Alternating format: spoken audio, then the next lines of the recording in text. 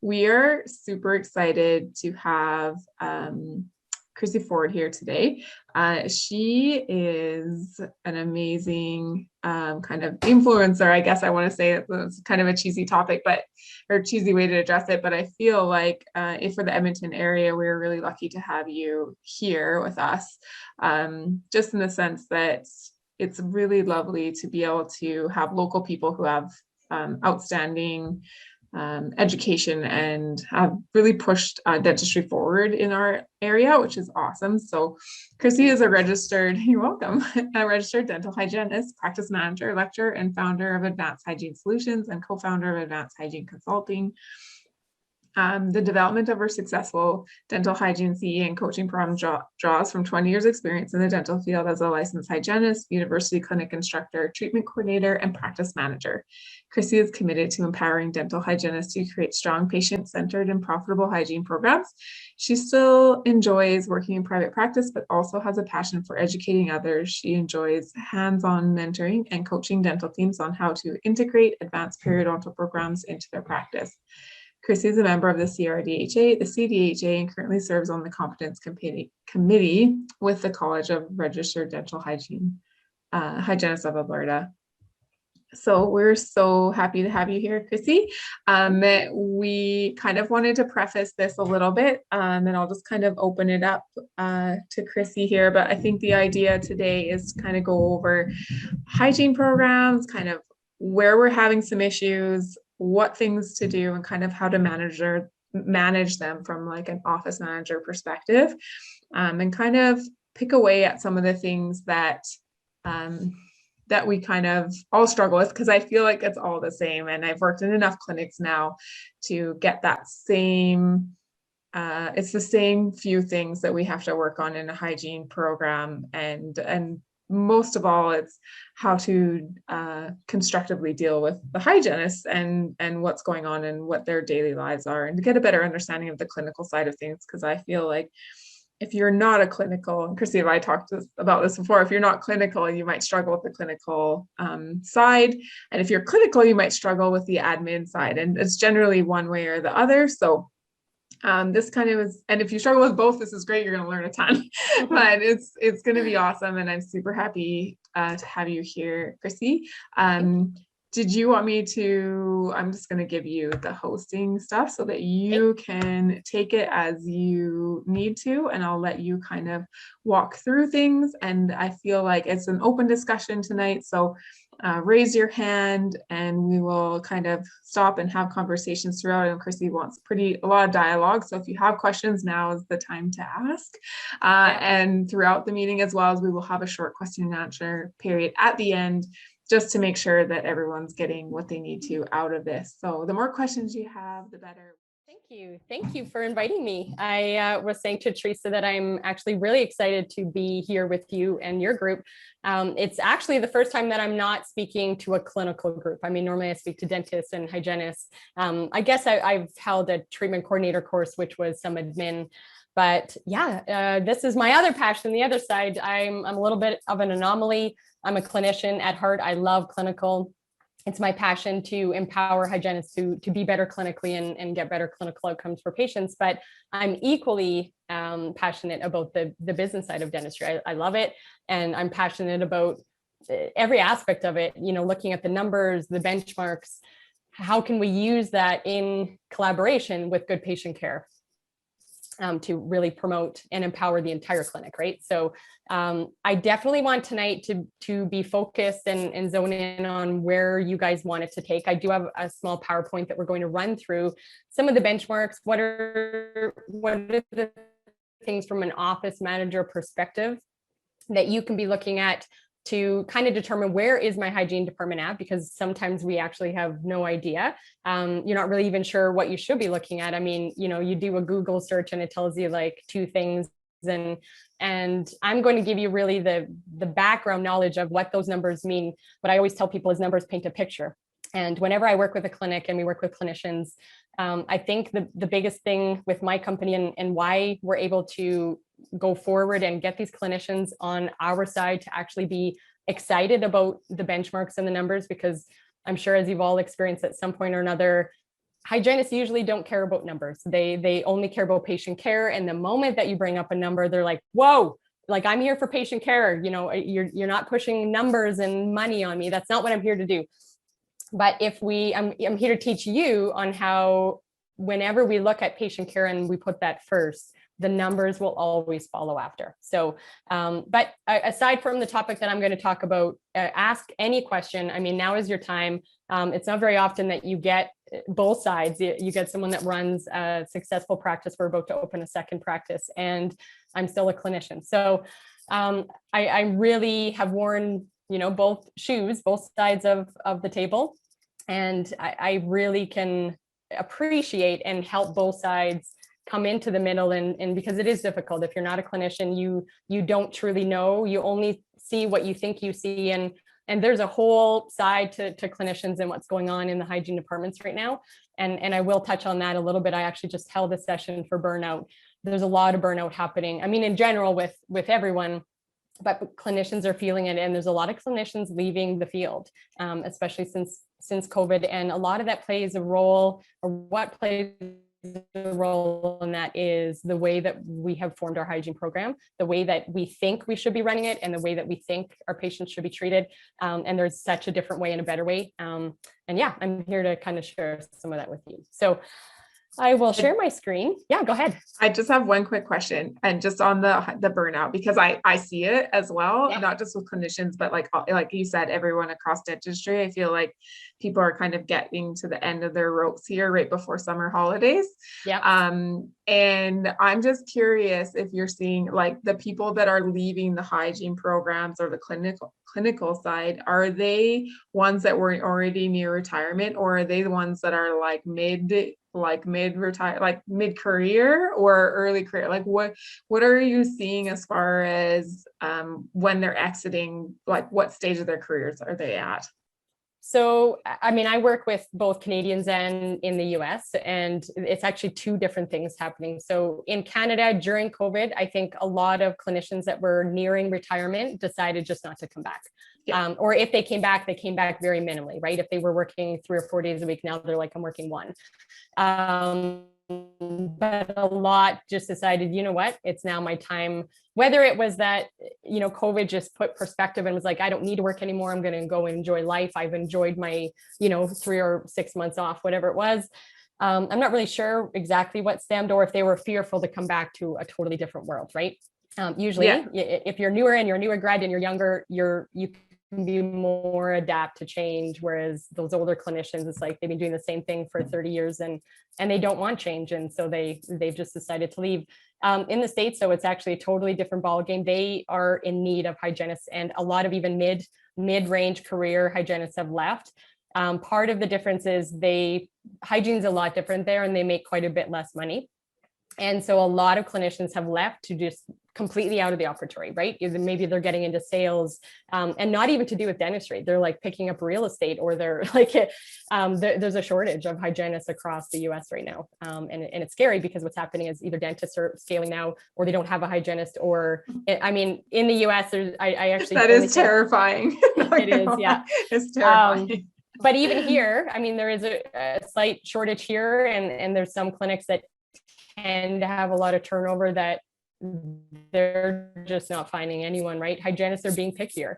I know I did a session for the U of A grads this year, and I was honest with them. I told them what to look for. I told them the red flags, and I said, like, right now you can be picky. Don't take the first offer that you get, because it takes a while to find your forever home and office that is going to value and has a good hygiene program. And if you can assess that rate from the get-go without having to start somewhere and wanting to quit within a few months, I mean, it's better for both parties, right? If instead of coming and leaving. So anyway, yeah, that's a whole nother topic, but okay. Awesome. I'm going to share my screen with you here.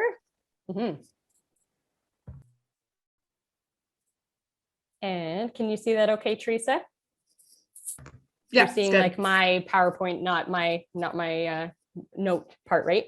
Yeah, just the PowerPoint. Okay. Yeah. So right now, and I know, I mean, everyone's face isn't on. I mean, if we were in a room together, we'd be able to get a lot more feedback from each other. But I want to know, I mean, as an office manager, I think everyone that's on here tonight is an office manager, correct, Teresa?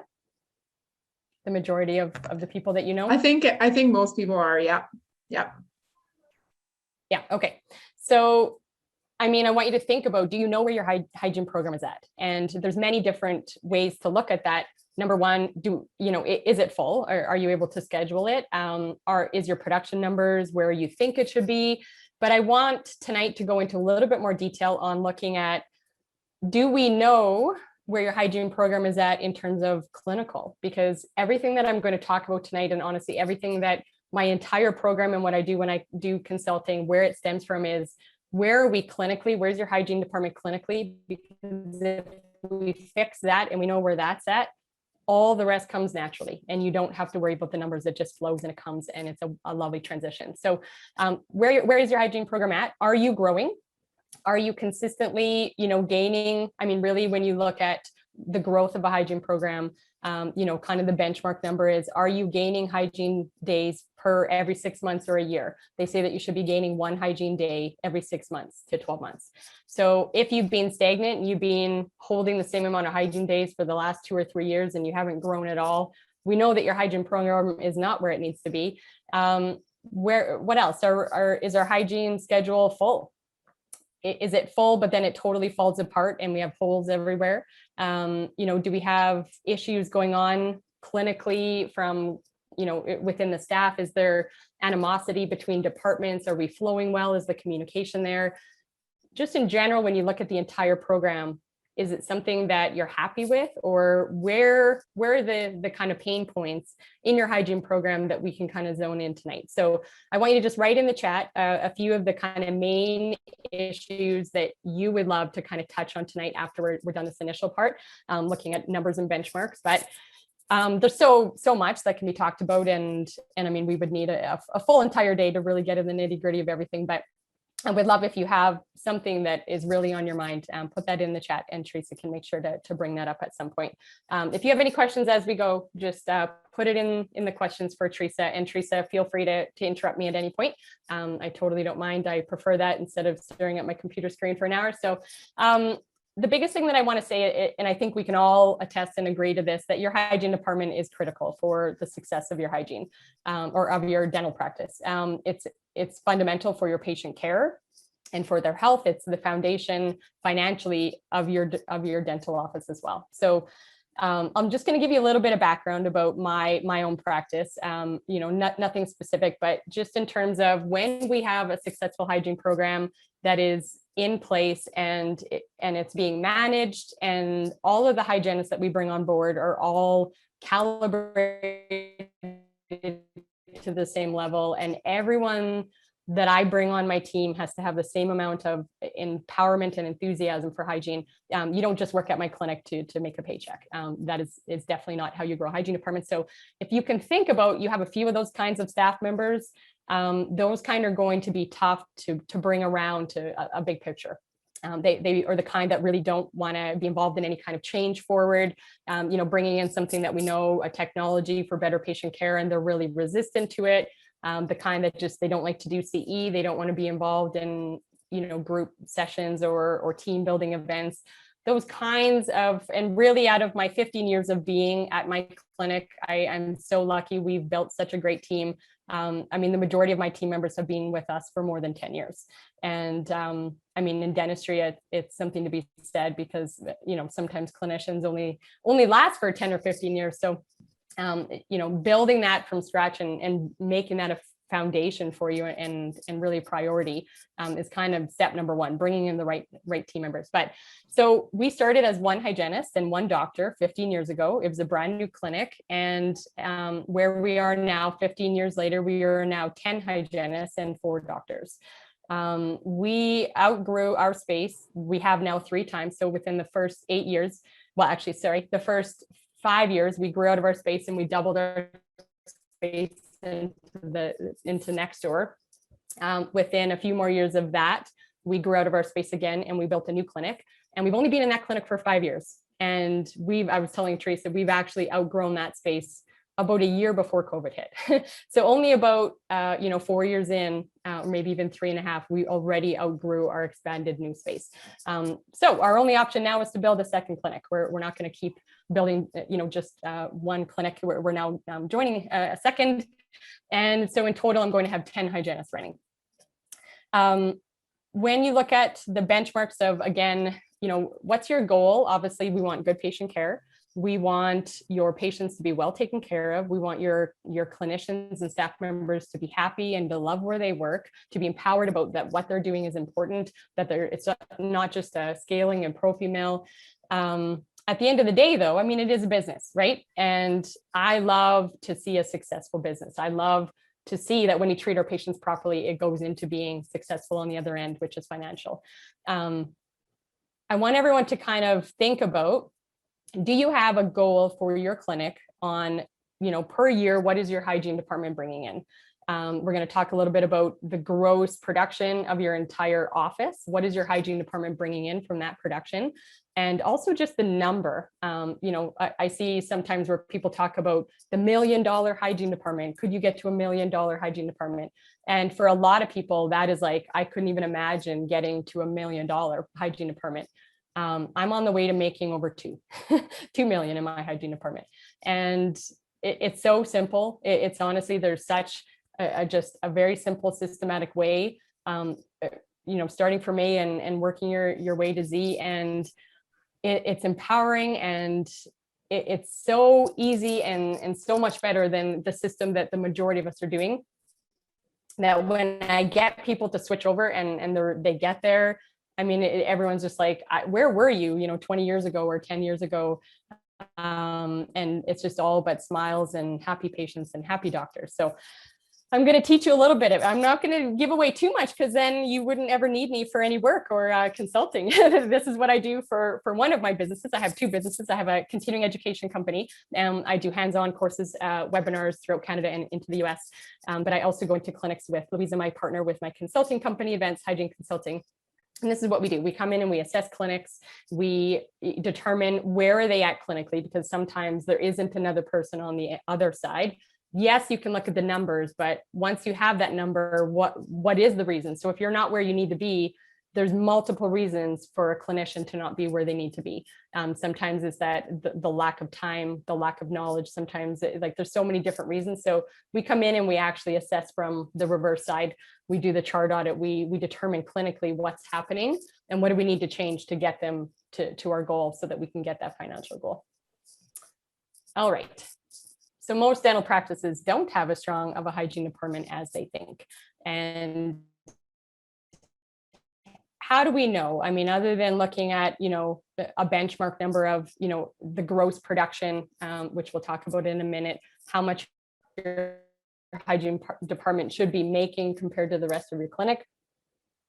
Maybe it's, again, that department to make, or maybe it's clinical, right? Sometimes I go in and I work with doctors that they actually say to me, Chrissy, it's going to be great if you can make more money financially for me, but really at the end of the day, I have a brand new grad and I know that they're struggling and I know the patient care isn't where it needs to be. I care so much about my patients. I need you to help them. So sometimes it starts from there. Maybe it's patient care. When we talk about the benchmarks or the ways that hygiene departments are often missing opportunities, these are kind of the main things. So we need to make sure that we have a tangible way to measure your team's effectiveness, benchmarks. This is where you as an office manager is going to come into play. Are you managing and are you looking at some of these things? Do you know what to look for? And then once you have these numbers, what are you doing with them? Sometimes I'll go in and they're like, yeah, I'm checking for that and I'm running those numbers. And then I'm like, okay, and then what do you do with them after that? Well, I don't know. I just give them to the doctor. So it's like you're looking at a number, but we're not managing anything with that. So if it's not where you want it to go, then you need to know, where do I go with this now to keep the progression going? How do we keep building, to get to our end goal? And not having an established periodontal protocol. This is the number one reason that hygiene departments are not where they need to be.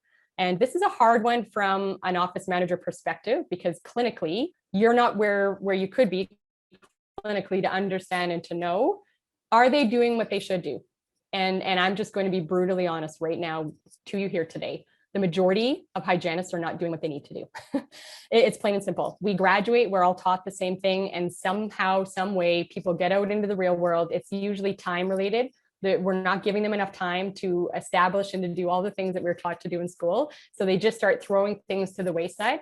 And it's not the taking the stain off for the patient or the taking the calculus off. You know, they don't want the doctor to come in and see calculus everywhere. What's happening are the things that are not visible with our eyes. So the assessments, OHI, your patients, creating that value. And so then our case acceptance isn't good, but the actual diagnosis of gum disease is not happening enough. And again, sometimes it's, they don't know what they don't know. And sometimes they say, well, I wish I could probe and so that I'd be able to diagnose better, but I just don't have time. I barely can finish this. And so what we do is we teach those hygienists to back it up and to start with what's important. Those assessments, you should not finish your patient with the scaling and then say you didn't have time for probing. Probing's first. You're probing and doing your assessments and determining what's going on with that patient to make a treatment plan. That comes first. And if you run out of time, it's for the polishing or the scaling, and that's when you bring a patient back if that's the case. So I think too, and then on us as practice. Yeah. Sorry, I think too, like, yeah, it would be very good. And this is what changed the game for me as an office manager, or even when I was managing those other practices. I think that my exposure to taking a course that Dr. Chernick put on about the AAP classifications was a game changer for me as an office manager, just understanding that portion of it, because like I obviously wasn't clinical, I was admin. And so understanding like how the diagnosis is, the new AAP classification, what that all meant. And I obviously don't grasp the entirety of it, right? I can't possibly, I didn't go to school for that long to understand the entirety of it, but I got enough of the information to like realize the operational impact of it and like what needs to be done. And so then even in just allowing ourselves to understand a little bit more, then I can go in and spot check a clinical note and be like, oh, well, you didn't do this. At least that gives me enough information to ask why didn't this get done? Yeah. And then I can break things down further, which I think being curious about an issue is a really good way to have a conversation with the hygienist versus being accusatory. It's two different ways to deal with it. But I feel for me, I've had really a lot of success in being like, okay, like I know you're supposed to. I took that class, I took that course, and just like most people took an AAP classification course, I know you're supposed to do this. Why aren't we doing it? Can you just explain to me what's going on? And then let's talk about how we can fix it. Because that right there was a huge kind of like leaf that was turned over in most of my practices. And I'm like, okay, well, if you aren't doing it, tell me why. And then let's focus on trying to get that done. Because yeah, like we were just seeing that they would complain about clinical care. Like we weren't focused on clinical care because we were only focused on finances. But at the same time, they weren't doing clinical care either. And so we're both calling each other different things, but it was like, we're both not doing justice to the patient. So when that changed, and we were both on the same team, and that kind of flipped over. So I think as a group, if anybody has a chance to take like a CE course on AAP classifications, I think it was brilliant for me. Like it really unlocked a lot for me. So. Yeah. Absolutely. And actually, when we work with an office and we do our full consulting program, the entire team is there for our full day workshop, from admin to assistants, doctors, everyone. And because everyone has to have that background understanding of why the hygiene department is important, what our goals are, what we're going to be doing with the patients, because a lot of times it's very different than what they're used to. And when you don't get to hear the science behind the changes, then like, let's say an admin, if they didn't come to the course for some reason, and then they're going to automatically think, oh, all of a sudden we're getting all these patients to come back at 3 months instead of 6, and they need longer. They've only ever had 2 units of scaling and now they need 3 or 4. Now we're doing root planing, and they think it's all a money grab. And so they have to have the clinical science understanding behind why are we not like really showing them we are not treating our patients well enough. We're missing and missing diagnosing perio all over the place. Our patients are progressing, their perio is getting worse, and that's on us. So that absolutely. Now where does this come from? Sometimes it comes from, just a lack of acknowledgement that it's important. A lot of times though, usually the hygienist feels stressed about not having the time to do these things. And so really it comes down to us and the practice managers and the dentists, what are we allowing them to do? And this is the number one thing that immediately when I work with a clinic, the owner is like really stressed to give the amount of time that I suggest. And I just say, you hired me, you have to trust me. And in such a short amount of time, they're like, Chrissy, I didn't believe you when you said it, but holy cow, has it transformed. And not just transformed the hygiene department, but transformed even the case acceptance on the doctor's side. Because when we give the hygienist time, they're really good at creating value. And when you give them time equals value, which equals case acceptance, which equals healthy patients, which equals a healthy practice. So when we don't give enough time, and I'm not talking give time and it's unbillable time. I'm talking I'm going to teach you that and this is the next thing on the list. One of the biggest problems is that we're not tailoring our hygiene frequency and appointment length based on the appointment that the patient needs per patient. We're giving them an hour for adults and kids get 30 minutes, right? Or whatever your standardized time is. My biggest thing, and this is really tough because when an office has worked with a consulting company from the States, they teach the opposite. They teach that everyone should have a standardized amount of time. It's an hour for adults and it's 30 minutes for kids. And the problem with that is the States bill is completely different. They do not bill on time per money. They bill on just, if you do a pro fee that includes your scaling, your polish, and your fluoride all under one code. It doesn't matter if you did 15 minutes of scaling or you did 45 minutes of scaling. It's all the same amount of money. So of course they want to jam through as many patients as they can in a day. But we're really lucky. That's not how we base it in Canada. We base it on time that you're with the patient. The amount of time that you're scaling, the amount of time, that we're doing OHI, all of that is billable time. And so number one, if we don't do those assessments, we're not going to be able to properly diagnose our perio patients. Then our perio patients are leaving. They're not being recommended to actually come back in 3 or 4 months. They're coming back in 6 instead.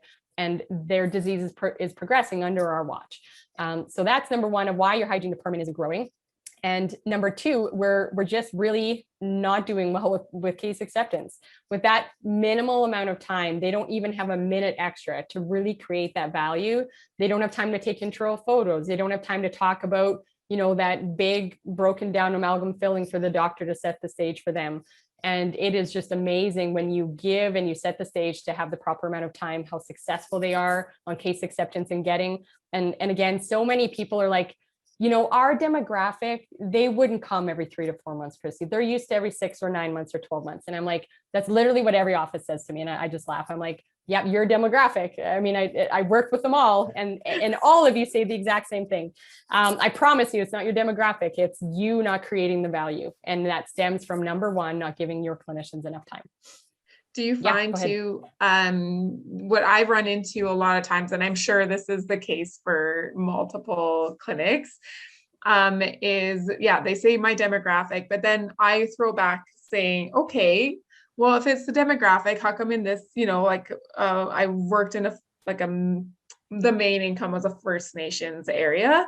And it's like, but they're coming and they even pay sometimes outside their insurance to do it. So you're telling me that ADSC and First Nations, like when approached and you tell them and you've added value into what you're doing and they see the value, not every person is going to buy in, but you can have that conversation with them, but you're choosing not to have the conversation with them because your bias is already assuming they don't want it or they're not going to see value in it. And I think personal bias, they decided for the patient. And I find that very, I don't want to say difficult because it's not difficult to have that conversation, but I feel like I have to bring that up, that kind of conversation up to a lot of hygiene. And I just say like, listen, like, but when's the last time you had a conversation? Or they've been their patient for 10 years. Then like, well, they're not going to change.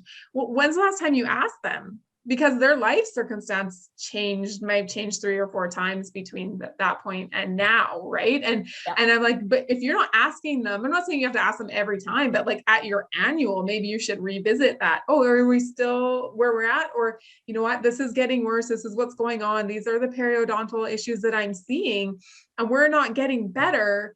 like, I want to deal with this. Is this something that you want to help, continue to work on, or what's your plan? At least opening the door to having that conversation in a non-threatening way allows the patient then to decide if that's what they see value in, and then they can be the clinician that they want to be. Because I know hygienists want to be the best clinician. Like, they all come out of hygiene school 100%. Yeah.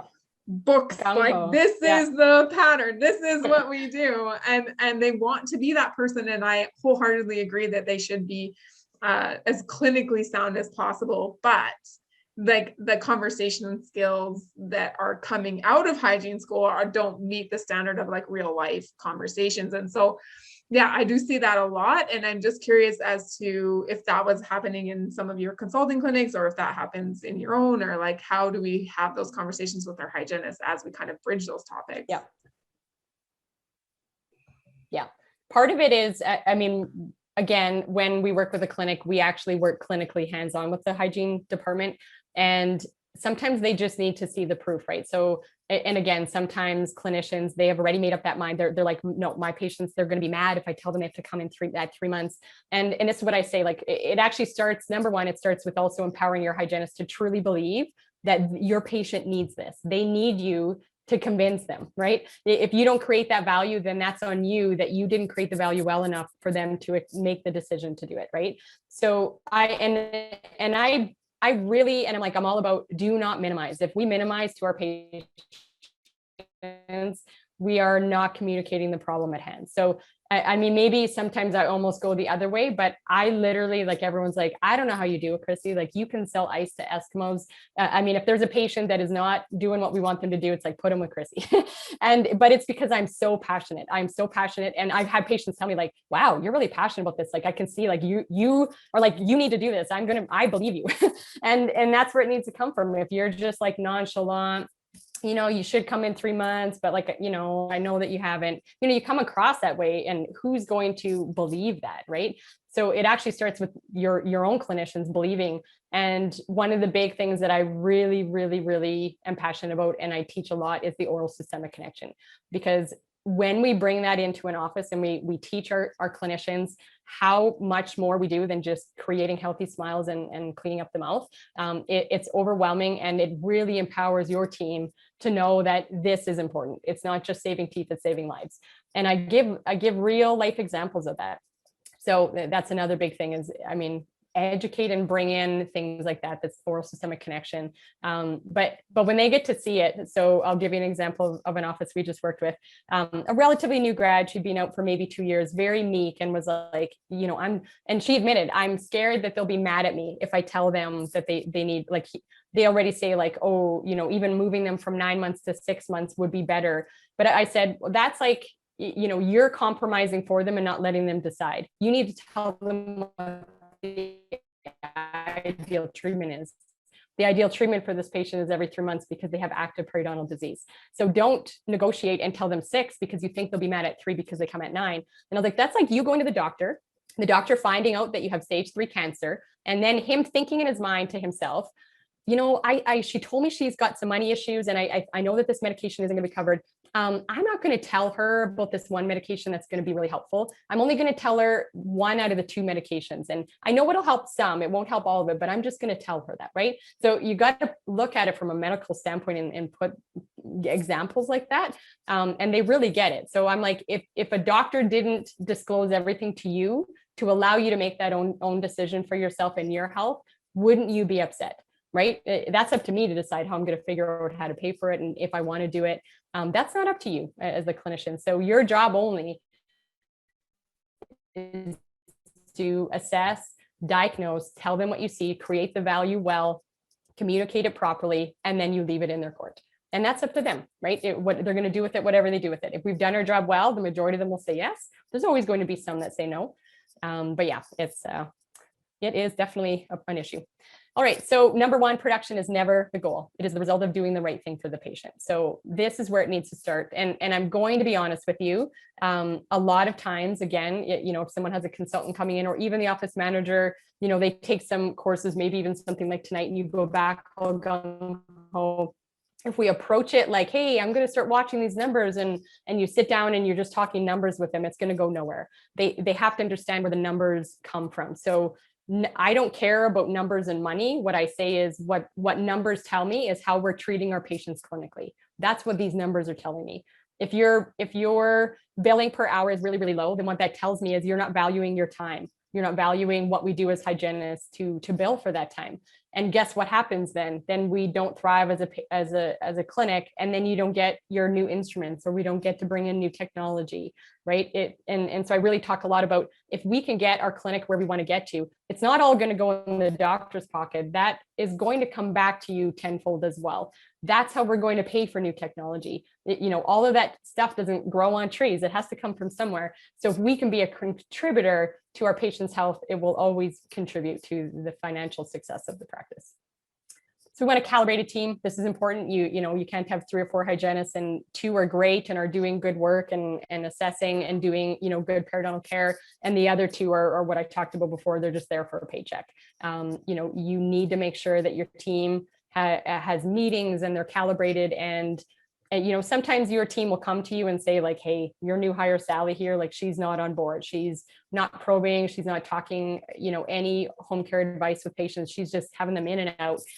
That's an issue, because that's going to affect your entire team long-term. Okay, so these are the benchmarks we'll get into. These are the things that you should be looking at. We need to know where your perio percentage is at.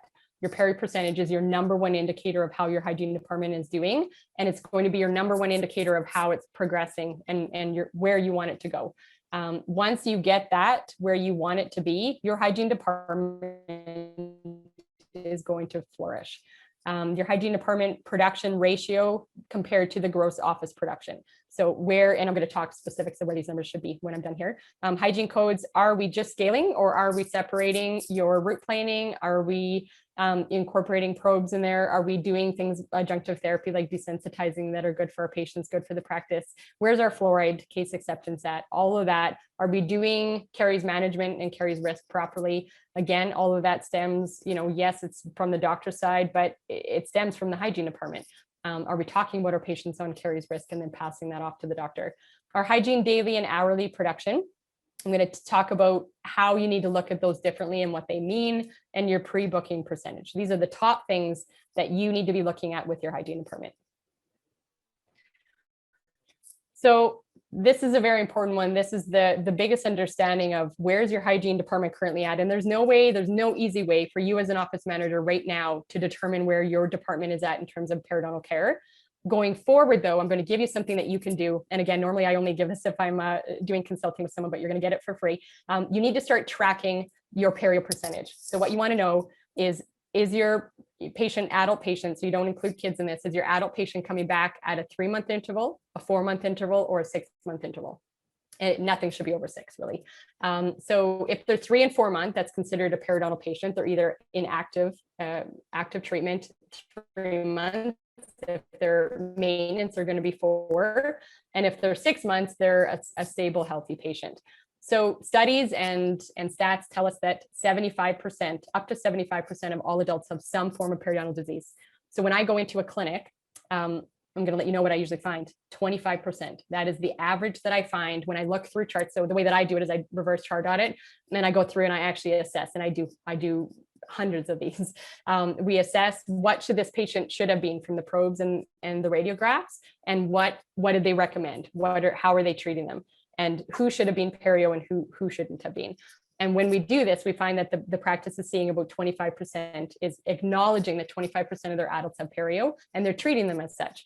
So if we know that up to 75% of our adult patient base has perio, I'm not saying you're going to get to 75. There's some clinics I've gotten to 75. My clinic's over 75, so we're more than perfect. But you need to have a goal that's higher than that. That means we need to close that gap.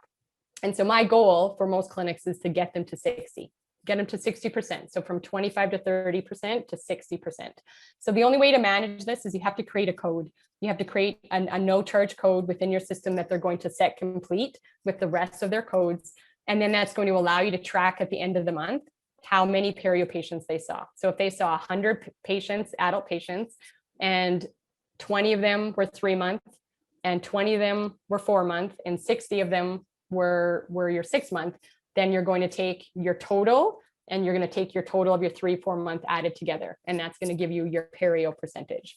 So it's not a fast number that you're going to find tomorrow. You have to do it, and you basically have to do it for like the next 4 to 6 months. And then you're going to have a good idea. Either that or you hire us to come in and we do it for you. We do the reverse chart on it for you to know and allow you to know where you're at.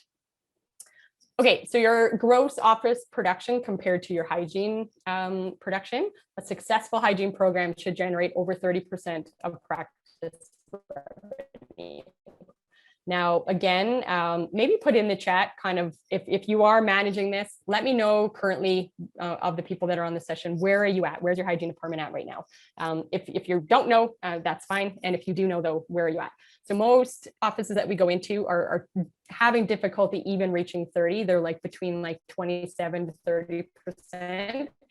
We want to be over 30. And if you have a strong hygiene department, my hygiene department is 39% of our gross production, which is hundreds of thousands of dollars difference in a year. So that means the practice owner, your boss, that is maybe hoping over time they get to work less. They are going to make more production, but without having to work more. So this is really, when you look at that, this is for the owner. They're going to be making more and more money over time, but they don't have to work more. They get to work less. So your hygiene department is making more of the profits for them. And your tailored appointment time is key. This is the number one reason that hygiene departments are, like, aside from looking at your perio, that we are not being productive within the patients that are set. So I go in and I see that a hard perio patient that should be scaling and root planing and probing and x-rays is getting 60, 70 minutes. And then I saw that a 1.5 or 2 scale prophy, child also got the exact same amount of time. And I'm like, how, when you look at this case, can we have that a 17-year-old healthy patient got the exact same amount of time as a stage, like a moderate periodontal case? It can't possibly humanly happen. That case is going to always take more. So we're actually giving too much time on the easy cases, and we're giving not enough time for the hard ones. So the people that really need the time are the ones that are losing out, which is, again, why so many of our patients are walking around with periodontal disease that is untreated, because we haven't treated them as such. We are giving them the exact same amount of time as a healthy patient. So Teresa, before I move on, did anyone give you the stats on where their hygiene production is at?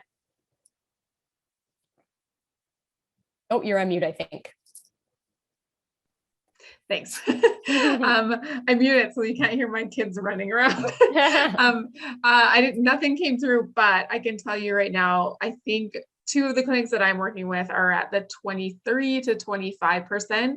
And kind of in the beginning stages of building back what happened with COVID. And I'm just wondering if you've been working with clinics, if you're seeing that kind of swing forward, because I know, like, maybe your clinics didn't slow down a huge amount during COVID, but there were some that I'm working with, like closer to downtown and the areas where, like, it got hit. I think COVID hit them a little bit harder as far as their patient flow. So yeah, we're starting to bring back their hygiene program and kind of restructure it, which has actually not been terrible, not gonna lie, because when you have not that many patients and it's not stupid crazy at the clinic, you're able to, like, revamp things a little bit cleaner and kind of work on structure a little bit better. But yeah, so I'm seeing some lower numbers than I'd like to see, but that's just kind of a starting point, I think, for us. So yeah, for sure. Okay, so this is how most of our hygiene programs are currently running. I mean, maybe not, like you say, with some of the offices that are slower because of everything that happened with COVID, but our hygienists and our hygiene team are quite commonly feeling like this. The burnout is crazy. I mean, what I hear happening in hygiene departments is honestly, it's like abuse. They don't have time to pee. They don't get lunch breaks. They should have 30 minutes, but they end up getting like 5. And hygiene is difficult. I'm going to be honest with you. It is a mentally and physically exhausting job, and it is essential that they get a break in the middle of that day. If they do not, they are going to burn out. They are not going to be empowered in what they're doing. They're not going to be good communicators. Just picture, like, your worst, busiest day where literally you didn't have time to pee, and picture doing that over and over and over again, and also in a job that also hurts your body. So you're in pain on top of that. And these are the kind of offices that that are giving them not enough time. They feel, mentally terrible because they know they're not treating the patients in the way that they should be. And no one's winning. The hygienists are miserable and they want to quit. The patients are not getting treated in the way that they should be. And the hygiene department is not, getting production like it could be. And this is where it's such an easy fix. It literally turns around everything. Your patients, you start to slow down. You have to add more hygiene hours and more time, but I'm going to show you kind of a model of what seeing 8 patients a day compared to seeing 5 looks like. And the extra production, instead of just trying to make more per day out of each hygienist, in looking at building your entire program, instead of just looking at, I want my hygienist to make more per day, and what that change will look like. Okay, so pre-booking in the back, this should be 95%.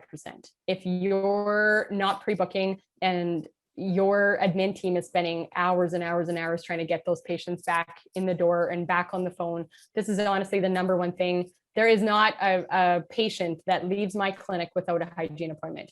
And the verbiage that your team needs to be using, hey, John, so I'm going to get you pre-scheduled for your next visit. You're due to come back in September. And then they're going to say to you, if they're not used to pre-booking, they're going to say, oh, I don't know, my schedule is in September, I'm going to call. And then what I say to them is, oh, you know what, our new system, the way that we're doing it, what I'm going to do is I'm going to just save you a tentative appointment. And this is basically so that I'm going to customize the amount of time specifically for you, so that when you call and you do need to move that around, if you do, the front end is going to know exactly what you need for your mouth. And that's what you do. So, and then unless they're like really adamant, like, don't book my appointment, but 99% of patients have no problem doing that. You let them know it's not set in stone, but I'm going to put this in here so that we can customize a time for you. And then when you call and need to change that, the front end knows exactly how long I need to clean your mouth or how long I need to treat you. So you're customizing it for them. We use we'll text you a couple weeks before your appointment, so you can move it if you need to when you get closer to that date. And that helps a ton with that pre-booking as well, just in addition to what you're saying. Yeah. Absolutely. Yeah. Teresa, I don't know if you know, but I see that there's 2 people waiting in the waiting room. I don't know. Oh, do you want to let them in? I can't let them in. So I think because I gave you hosting. So. Okay. Let me see here. Maybe they both came in. I'm not sure. Admit. Here we go. Okay, that should be good. Perfect. Yeah. Thanks. Okay. Oh, and now my screen won't go forward for some weird reason. There we go. Okay, so we're going to look at our production benchmark. So daily production. This is good. This is what a lot of clinics are looking at, like, hey, I want my hygienist to make this much money a day. I'm going to let you know, though, it's not really a true representation for your hygiene department and what they're doing for you. This is really more a reflection of the entire team put together. So your daily production, like let's say with COVID, someone cancels last minute and your admin team can't fill it.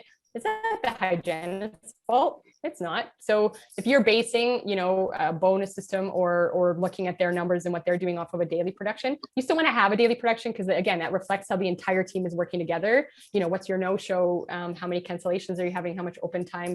But really, at the end of the day, it's not a proper reflection of what your hygienist is doing for you. So again, if you're looking at a daily production goal, anywhere between 14 to 1600 off of hygiene only codes. That does not include your exam or your x-rays. That is a good number to fall between. If they are doing and they're billing for their time, in my clinic, our hygienists value their time. We bill for our time, and we also have a 10-minute added COVID time still in our system, and we still make that production no problem. So again, if they're not valuing and they're billing, a 60-minute appointment, but you see only 2 scale was billed from that, well, then they're not billing for their time, right? So that's an important thing to look at. So this is now to determine where your hygiene department is at in terms of each hygienist. Their hourly production is a reflection. If you're looking at their billable time with a patient, you don't want to include your downtime, again, from a cancellation or something like that. Now, a little bit harder to do if you don't have a software. I have a software that does this. It calculates only when the hygienist has a patient in the chair and what is their hourly production with that. So this number is based off of just that, not including downtime. You need to subtract your breaks, you need to subtract your downtime. And then this is a reflection. Is your hygienist billing for their time? If they are that number and you're billing, close to the fee guide or a little bit over the fee guide, that number should be running anywhere between, I'm seeing clinics do, if you have a lot of ADSC patients, as low as 200, but in my clinic, our goal is like the minimum is 210. And my hygienists go all the way up to 245. And that does not include x-rays or exams, only hygiene billing codes. Okay, does a bonus system work? It absolutely does. And quite often, a lot of time people don't really know, well, what would we put in a bonus system? What works, what doesn't work? An automatic bonus system of just, you get a bonus for working, the last 6 months, or a Christmas bonus. I mean, that's a different kind of bonus system. I've done many bonus systems over the years, and I've just incorporated one. We used to give a bonus off of certain codes to entice them to be thinking about putting codes within their appointment and not bringing them back, like adding desensitizing in the moment, making sure that we're offering fluoride if they're high caries risk, that kind of thing. So we gave an incentive off of each code. Now what I do is I base off of hourly production. So I have an hourly production goal. This is my minimum that you should be at. And then we have a bonus system if you're above that, because if you're doing that adjunctive therapy and you're billing for your time properly, then your billing per hour will always be good. It will always be high. So in my clinic, she is the one that has the highest case acceptance for fluoride. She offers desensitizing the most. So desens is a big one. It is a really, really easy way to up your hourly production. Getting your hygiene team looking at desensitizing patients are grateful for it, to helping their sensitive teeth. And it's a fast code that you can add in the moment. So that's a really good one, but also billing for your time.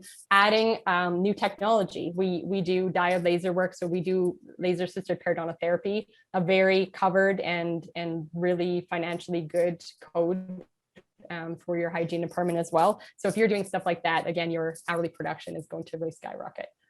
Okay, so I want to give you an example. A lot of times we really want to look at, hey, we want our hygienists to be making more per day. We want them to make $100 more per day. And I've seen consultants will say, if you can just increase your production by $100 a day, this is how much it can add up in a year. So when we look at that, let's say, we have 8 patients a day in a really busy office. Your staff is stressed. That's a really stressful turnover. Your staff is coming and going because they're not happy. Maybe they have no support on a busy day. Perio disease is being missed, so your patients are suffering. And when we look at that, if we're saying, in this kind of model, hey, I want you to make $100 more a day, that will make a big difference. We could make, between 2 hygienists in a year, that would mean the difference of $52,000 more if we can make $100 more. And $100 more a day isn't a lot. It's actually a pretty easy way to increase your production, but that's thinking small. Okay. What I want you to do is I want you to don't think more per hygienist, because you can only get so much out of a hygienist. There's only so much that they can bill ethically and legally in an appointment, but also the more that you add that you want them to bill for, the more that you're taking away some of the things that sometimes you can't bill for. So creating the value, communicating, talking with them, taking intraoral photos, that kind of thing, you can't really visualize and see it on a piece of paper at the end of the month, but by the growth of your overall practice, case acceptance in both hygiene and dentistry, that increases. So now let's look at a different model. This is the model that I go to. I want them to have less patients a day. I want them to be seeing their patients longer, because every clinic I've ever gone into is under treating periodontal disease. They're not probing, so because they're not given enough time, and they're not spending enough time on the perio patients. So 2 or 3 units of scaling for a perio patient is not enough. They are not treating those pockets and spending enough time and using advanced instruments. And that is why we're not seeing our patients get healthy. This is our model that I want you to go to. Building a stronger and a bigger hygiene program. So this is where now you're going to grow into more hygienists. Quite often, usually within the first 3 months of working with the clinic, they already need 1 more full-time hygienist. Within 6 months, they usually need 2. Now, this is, it doesn't mean adding another hygienist, but expanding hours. So maybe you're going to expand into an evening, or maybe you're going to add a hygienist on a day you don't have a hygienist. The only issue in this model comes if you're already strapped. If you're an office like us where we don't have any empty chairs, there's nowhere to grow, then you can't grow, you can't go to this model. There's nowhere to grow. So the only way to make more money is by making your clinicians try to bill more per hour. And yes, there's absolutely ways that they probably could be doing better, but there's a cap at that, right? Building a stronger hygiene program, if we look at this model, 5 or 6 patients a day, your hygienists are empowered, they're slowing down, they're finding the disease, they're talking with their patients and feeling empowered that the patients are saying yes. We are getting better patient care, better case acceptance, better patient outcomes. And now when we look at that, so let's say a full-time hygienist, if they're billing $25,000 a month is quite typical, minus their wage. So let's say we're clearing over and above their wage, about 15,000. If you add another hygienist to your hygiene program, if we times that by 12, if we add a whole hygienist to your hygiene program, that's over and above their wage, 180,000 a year. So why do we want to make 52,000 by trying to get them to bill a little bit more per day, be more productive that way?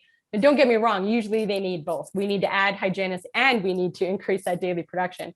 If their daily production is, 1,000 or 1,100 or even 1,200, we're going to get them a couple hundred more. So we can get them, 100,000 more just with upping their production in a day. And then we're also going to grow your hygiene department by 1 or 2 hygienists. That's going to give you $200,000 to $400,000 more a year. This is where you want to go. So which model would you want to do? Trying to make your hygienists do more, that they already feel like there's nothing more I can fit in my hygiene department or in my hygiene appointment. I'm strapped. I barely have time to finish the things that I already do. Or would you like to go to a model like this where your hygienists are happy, they're seeing less patients, patients are getting better care. Overall, the whole entire feeling of the office is better. There's not that just craziness, that the hygiene hamster wheel. They're off the hygiene hamster wheel. So there is a better way just ahead. And honestly, it's a lovely way to go for all parties involved. So, all right, thank you. I'm going to just end my sharing and we can chat and you can ask away anything that you want to pick my brain on. It doesn't have to be about what we talked about. It can be on any topic for hygiene or office manager or both. I'm here to help. Does anybody have any questions or concerns or issues that are going on in their hygiene program right now? Even specifics, or you can make it general about building your hygiene program too. Are we all shy? You can put it in the chat directly to me as well if you want. Let's do this. And while you're waiting for that, Teresa, I do want to talk on probing. You had asked me to maybe touch on that. It's a touchy subject. So probing, I'm going to give you the nitty gritty, the very gray area. Oh, someone just commented. I don't know if you saw that. It's someone that I've worked with. She's awesome. Hi, Chanel. Oh yes, maybe we can talk about this person as an example for a week as a weaker hygienist. Yeah. Jenna. Yeah. I will talk about that in a second. So I want to talk about probing. So this is actually going to be new to anyone that is used to working with me. There's been a few changes with probing. Probing is one of these, it is literally one of the most important things that we're going to do for our patient in that appointment, but there isn't a really clear black and white, how can we bill for our time for this? So prior to just recently, and Chanel, I know you're the only one so far that I've worked with that this is going to be new to you. Prior to this, my recommendation is using the Perio reevaluation code, which is 49101, and bringing that code down to $35, making it equivalent to about the same amount of time that it would take is about a half unit of scaling. About 7 minutes is how long it's going to take you to probe unless you're doing a really, in-depth perio patient. Recently, though, there has been some changes from the AD&C that they have highly recommended to not use that patient or not use that code unless it's a patient, a perio patient, right? We were using that whether it was a healthy patient. Now, it's hard because when you read the definition, it says an evaluation of a periodontal condition or an evaluation of a post-surgery. So it does give you the and or, but it all, again, really what they come down to and they say is it's up to what you think you're doing, how you're taking the definition, and can you back that up to insurance? That's what it comes down to. If insurance ever audited to you, will they say, well, this wasn't a true periodontal reevaluation because it wasn't a periodontal patient. But then what do we do then for the healthy mouths that we're evaluating the periodontal condition, right? They might not have periodontal disease, but we're evaluating where they are. And again, this is the number one reason that office managers and dentists don't want to give their hygienists extra time to probe is because it wasn't a billable procedure. So, if we include a whole bunch of unbillable procedures in our hour, all of a sudden now half of the appointment we're billing for and half is for free. I am a firm believer that the probe is the number one thing you're going to do for your patient in that appointment. We miss that, we're going to miss gum disease, we're going to progress under our watch. So here's my recommendation. You take what you want out of it. We've now recently switched to a model where we're not billing that 49101 on everyone. Our healthy mouths are getting billed under scaling. So it's included under like basically about a half unit of scaling is what are under our scaling time. The AD&C has recently changed. Well, it's been like over a year now. They have opened it up, the definition under scaling. And again, our association, our college isn't totally on the same page as the AD&C on this, but our definition falls under the AD&C. And when you ask them this question, they send you to that document from the AD&C, which I also include and tell hygienists because they're worried about getting in trouble. Our college used to say scaling means instrument on tooth time. It now is more open that it can include procedures that are similar or that fall under the category of scaling. So if we need to scale, we need to know what the pocket depth is. We need to talk to the patient about the disease. They've kind of opened it up that we can absolutely bill under that time. Now, don't go too far with it. Don't like some are like from the moment I sit the patient down, I'm billing till the moment they walk out of my operatory. I think that, booking your next appointment, really in-depth medical history, that kind of thing shouldn't fall under your scaling time. But once I start scaling and I'm educating during that time and I sit them up and I'm talking about the probes, absolutely. If I don't have a billable procedure to bill my probe, I'm going to bill under my scaling time for that healthy patient. And then my perio reeval code is going to come for my perio patient. So that's something that's new, but don't charge the full amount. It's like $100 code. We're going to bring that down because there are a lot of people that don't have that coverage for it. And $35 is the magic number. That is the number. I was going to say that's like a half unit.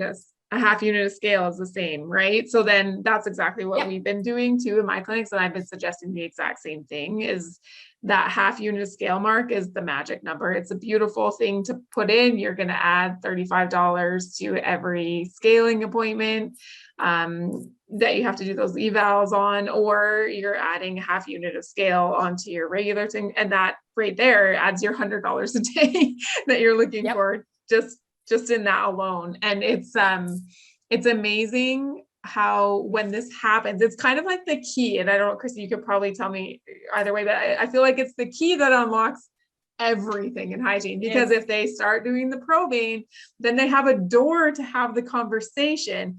Oh, look, this is what I found. Or let me talk to you about these weird measurements that I'm taking. Why did you do that this time? Well, let me tell you why. It just opens the door to have the conversation. The conversation's had, the patients then are getting educated. The education goes up, which means the case acceptance goes up, and it just builds from there.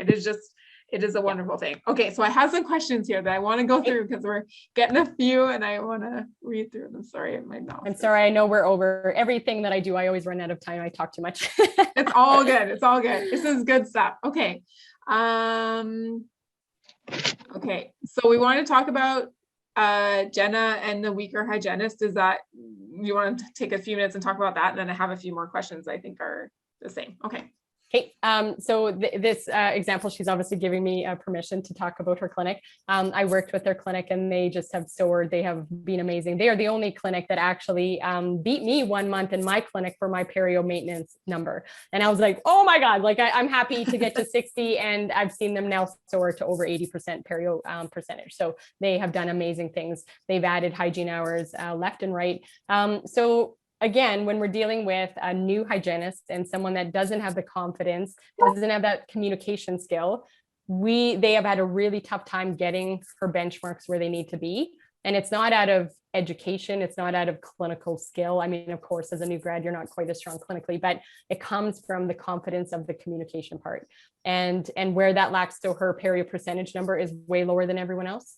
Her booking back rate and case acceptance is lower. Everything is lower. And it stems from she's fearful to communicate that they have periodontal disease. She feels bad giving bad news, and she's fearful that they won't take what she's saying well. And so instead of doing it and just taking what happens and throwing it onto their lap, she refrains from it. And it's a prime example of I mean, communication is everything. If you are behind 100% and you come across as confident, your communication is good, your patients will believe you, and they will follow whatever you say. And it's proof in the pudding. I mean, when we get there, and looking at my clinic, or every clinic usually that I've worked with, we get them, I mean, from 25% to 60 to 80% of their adult patients are coming every 3 to 4 months. And what does that do to your clinic? It literally can double a hygiene clinic, a hygiene instantly. And just think of, the financial gain. Yeah. Okay, what other questions you got for me? Okay, so our office has 1 op for 1 hygienist, no room to add. She works 4 days. We give 1 hour for her to scale 3 units plus prophy fluoride. Doctor gets exam and x-rays in his chair. She runs late constantly. Is it enough time for her? So technically 3 units of scale, polish, and fluoride with the patient time is 60 minutes. Okay, if we look at, like, it's between like 55 to 60 minutes. That includes your you should be taking blood pressure, at least on that yearly. It includes checking their medical history. So that gives them no turnover time. So if she's like consistently 10, 12 minutes behind, it's because she has no turnover time. In my recommendation, that appointment would get 70 minutes. And that allows them that couple minutes for their med history or the blood pressure. It allows the turnover. And then also the note, like she has a few minutes to usually do notes. If you're paying your clinicians like an hour after, because they're literally doing 8 sets of notes at the end of the day because they don't have a minute to do it during the day, again, problem number 1. You're not going to have good documentation. There's no way your clinicians are going to remember everything at the end of the day. But also then think if they didn't have a 1 minute to do a note or 1 minute to go to the bathroom, I mean, that's not a good working environment, right? We need to give them 5 minutes to sit down at the end, relax their body. They were physically demanding, some hard perio cases are very hard on your body. They need 5 minutes to flip over their room, especially with COVID stuff. If you weren't giving them extra COVID time, I mean, now it's relaxing and you don't need as much, but yeah, that needs 10 minutes longer. And if you did a probe, that should now be 10 minutes more if you're billing for it, right? So we're not going to bill for probe and not add extra time. They need 10 minutes included on that if you're a 10-minute interval. The problem with 15-minute intervals is this. If you're on a 15-minute interval, you're not going to give them 15 extra minutes. You need to change to a 10-minute interval. That is step number 1 for a proper. I am 100% supportive of the 10-minute interval. If you're on 15, it's just a way harder program to manage. It's you either have not enough time or too much time. Yeah. It's exactly it. It's just too large of a gap to fill. Okay. And someone said, curious as to your thoughts. Oh, she said, thank you for the info, Chrissy. Curious as to your thoughts on the standalone hygiene clinics compared to a group practice. In terms of how it affects us as general practices, or just in general, like care, like what am I attacking? I think just in general care. And I think because we are seeing a few more pop up, and just like without having a dentist influence on them, it's more like, what are you saying? Like I'll tell you what I think about them, and then you tell me your opinion about them. And then obviously this is just my opinion from my limited scope of practice, but basically I'm finding that she said general care or both, whatever. So I'm seeing them pop up a lot more, and I've had conversations with a few that own just hygiene specific, and I see the drive for clinical care is just like on point, because they're not being influenced by anyone else's drive but their own. But they're also, I love how they are billing for their time, and it doesn't it's not shameful. And I find that a hygiene program, sometimes the hygienists feel a lot of shame about billing for their time because they feel bad for their patients. Why have they been with me for 20 years? And it's like, well, the value doesn't change. This is what it is. I get it. But like, there's a lot of, I think, like personal bias onto putting that cost onto someone else. And quite often I just see it as a standalone hygiene. It doesn't matter. This is what it is, because then now the hygienist owns the practice, right? And so it's a different mindset, and I think it increases value across the board to see a few of these hygiene only clinics pop up, and just focus solely on hygiene. It's really great. I think the clinical care is usually quite stellar, actually, working out of those clinics.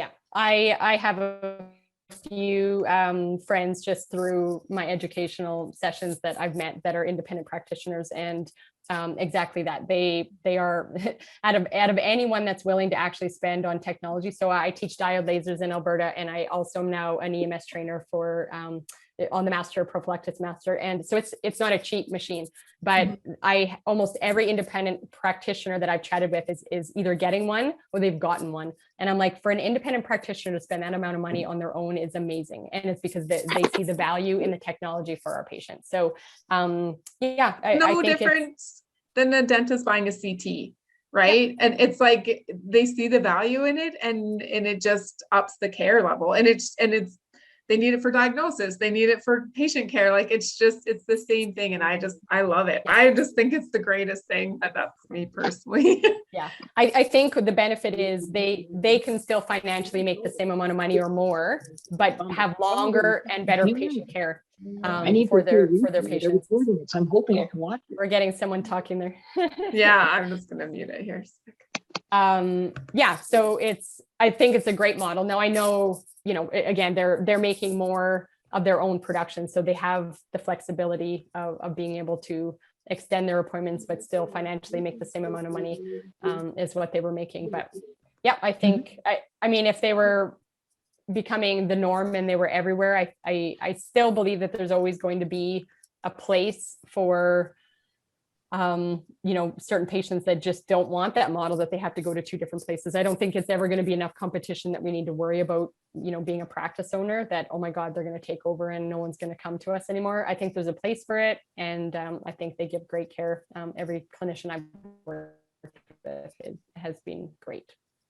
Yeah, I don't see it taking over general practice. Like it's not even close. There's so few hygienists that want to break out on their own and have that kind of entrepreneurial spirit, and that kind of, because it's a lot. Like and Chrissy, you can attest to this, and I can attest to owning your own company and working full time and doing the thing. Like it's a lot. There's a lot of stuff that goes in the background. So I don't see it being an overwhelming charge to the front lines on that. Yeah, like I think it isn't for everyone. There's a few people out there that are going to do an amazing job, and they already have that natural drive, and they're going to be amazing, and I love it.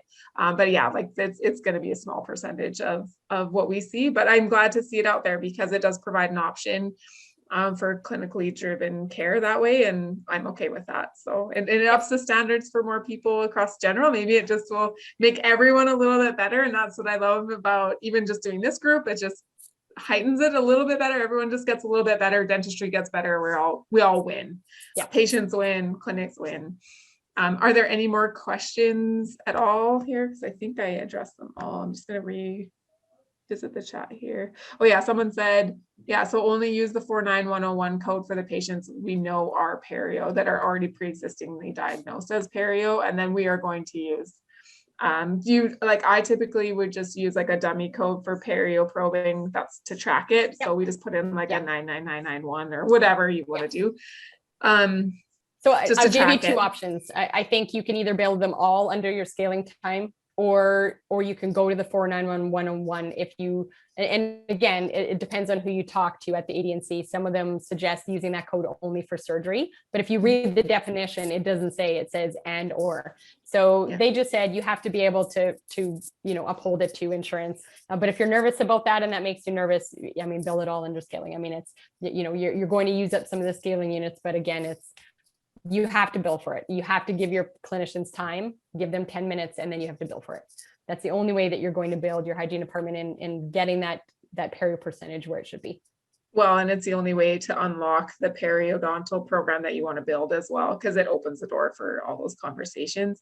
And I just like to acknowledge too that the CRDHA does refer to the ADNC, because the ADNC actually sets the financial fee guide, not the CRDHA, which was a bone of contention for a long time. And I think now they've just come to an agreement. This is just the way it is, and that's okay.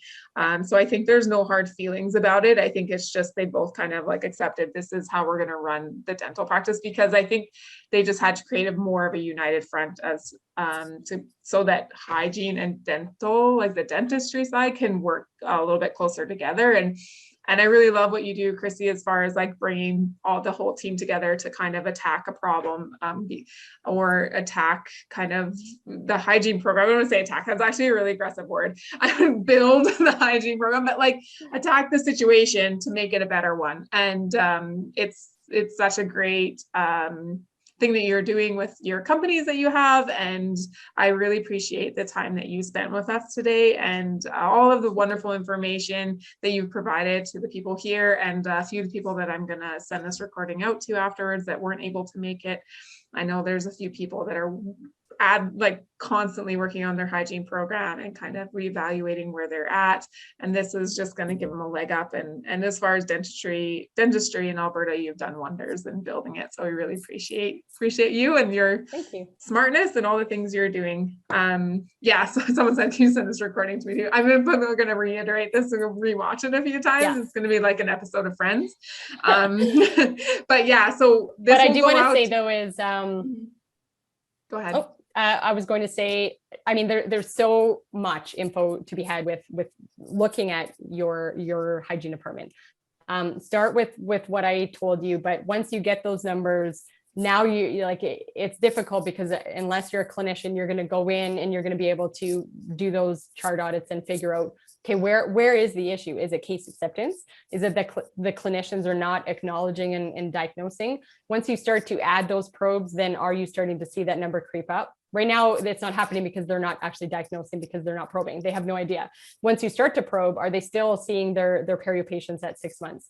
If that perio percentage isn't changing, then you know you have a clinical problem. And unfortunately, I mean, that's where we come in. That is having clinicians come work with clinicians is exactly, if it's that problem, that's what you're going to need. Exactly. There's no way that. I think that's awesome that you guys do that. And I can attest that Chrissy does a fantastic job addressing clinicians in like a way that they learn and grow.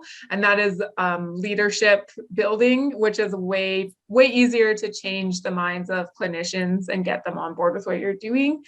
So we are going to include also we'll send it out to everyone. Everyone keeps chatting. Can I get a copy? We'll go out to everyone and we'll send Chrissy's information as well so you can contact her. So if you get to that point where you have kind of got to the end of where your scope of practice is, because we all know we all work in our scopes. If you got to that end of scope for yourself, 100% reach out to Chrissy, get her on board with your team and get her in there in your clinics helping you guys grow, because sometimes we all need a helping hand and it's not bad to ask. And I know they do a fantastic job. I know because I've worked with Louisa as well, and she is just the gem of a person. So if you get her or Louisa, you guys are going to be rock stars in where you're at because they're just so awesome. So thank you again so much, Chrissy. I really appreciate everything that you did today. And we look forward to hearing from you guys, and you guys are welcome to come back to any of the meetings that we have going on. And the next one will be next month. And it's usually almost always, except for I think one, but it's the second Monday of the month. And so, we look forward to seeing you guys again soon. Awesome. Sounds great. Thank you everyone for joining. Thanks, guys. Bye-bye. Bye now.